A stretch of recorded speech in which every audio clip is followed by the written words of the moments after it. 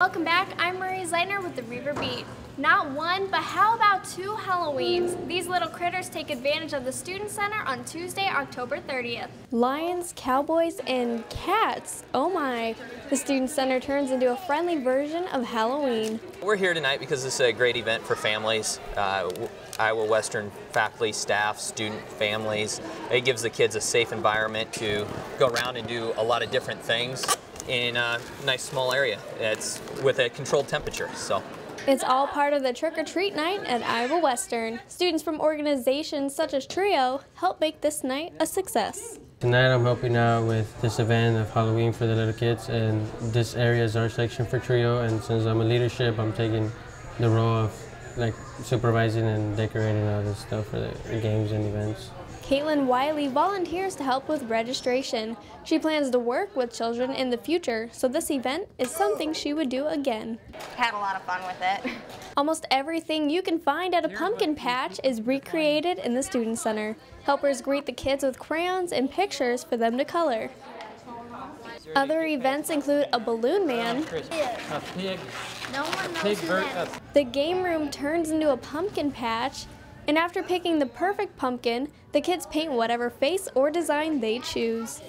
After all the hands-on fun, the kiddos trick-or-treat around the center for some sweet candy. After all this fun, it's a wonder if these kids will be able to handle 2 Halloween nights in a row. Trick-or-treat night has been available at Iowa Western for several years. It's only open to staff, faculty, and students with young children. You won't find this class just anywhere at Iowa Western. Students learn to put on makeup to look like scary Halloween creatures. IWTV student Shanti Shaknoza has more.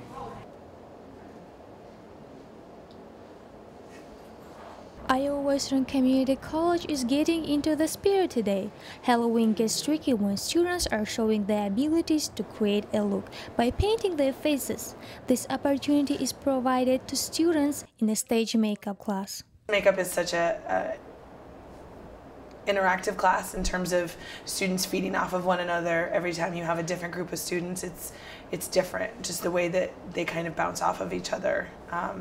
It doesn't always stay the same. The class is offering at the college for 6 years, and each time students surprise the instructor with their tremendous and unique looks that was created by themselves. I remember one time, it was the first time I taught the class, some girl did a distorted mermaid, and she embedded seashells into her face. So that was really cool. Generally the ones where people go really far outside of the box and usually bring in something from the outside, those end up being the best. The student comes up with her own unique idea.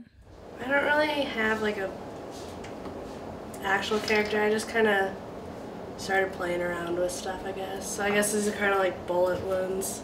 The students learn to create a professional stage makeup for different characters and roles, like they did Halloween today, that will help them in the future. I'm Shanti Shaknoza, back to you, Marie. It's time to retire the crazy costumes and faces until next year. We hope you had a fun and safe Halloween. A week before Election Day, and the Reiver Beat caught up with students about their opinions about who should be president for the next 4 years. Some students know who they're going to vote for. She's more for the middle class, and my family is a middle class family. Because the healthcare thing, a lot of my one of my cousins is disabled, so it helps him. And then because Obama supports gay marriage, so that's a big one. I just think the last 4 years have been really bad, and we need to change. Others are undecided. I think either one of them go to the office, will just do the same. Kind of wish I was kind of registered to vote, but oh well. Either way, people aren't going to be happy, so. And for those who are not yet able to vote but want to in the future, I know that soon enough I'll be a citizen, then my voice will be heard. Iowa has been a big player in the presidential race. With the candidates neck and neck, it's hard to say if Obama will get a second term or if Romney will take office in January. Next up, a new club is forming on campus and is getting great response. IWTV student Jared Jensen sits down with Douglas Clark about Vets Club for a Reiver Beat Spotlight. Hello, I'm IWTV student Jared Jensen. Today in the Reiver Beat Spotlight, we are focusing on our fellow classmates who are veterans. Student and Army veteran Douglas Clark saw a need for veterans on campus and started the Veterans Club. Thank you for joining us today. First of all, we'd like to thank you for serving in the War on Terror. Tell us a little bit about your experience. I joined the military when I was 17. I was sent to northern Alaska. I did 4 years there, but deployed from there for 13 months to Iraq, and spent my last 2 years down in Fort Riley in Kansas. All right, what is the Veterans Club and what is the need for such a club?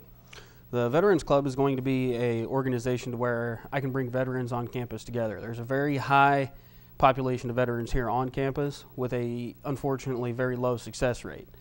Due to the needs of veterans being different from normal students, there's no help for us here.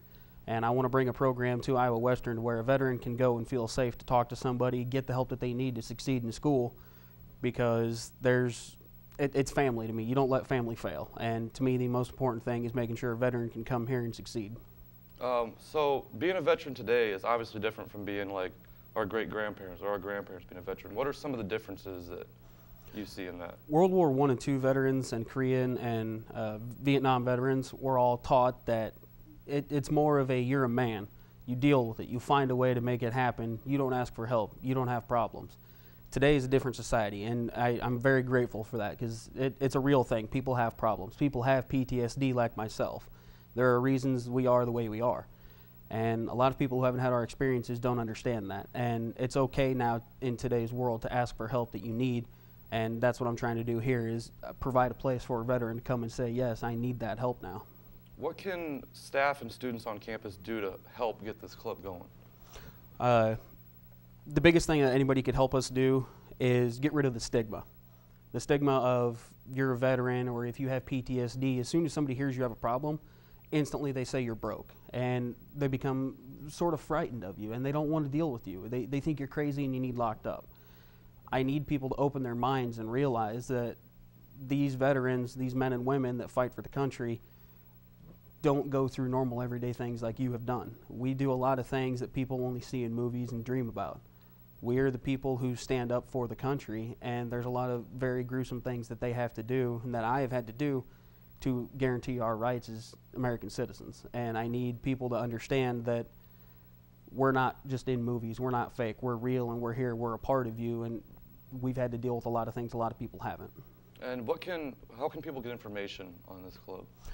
People can contact me through the school emails at capital D, lowercase Clark, with no E at the end, 470 at iwcc.edu, or call me if you need at 402-332-1200. Thanks for joining us today on the Reiver Beat Spotlight. Remember, if you know someone who should be in the Reiver Beat Spotlight, let us know on our Reiver Beat Facebook page, and be sure to like us while you're there. For the Reiver Beat, I'm IWTV student Jared Jensen. Back to you, Marie. Thanks, Jared. Here's what's coming up on the Reiver Beat this week. A campus-wide food drive to help Mom's Place in Council Bluffs is taking place Monday, November 5th through Friday, November 9th. All donations will be accepted in the Student Center. Mom's Place is accepting canned vegetables and fruits, noodles, rice, cereal, coffee, sugar, instant potatoes, soup, and more. No ramen noodles, please. An informative speech contest is open to any student on campus. It will be held Tuesday, November 13th. Sign-up sheets and contest rules are available in Nicole Juranik's office in Stewart, 1133. First prize will take home $100, so don't wait to sign up.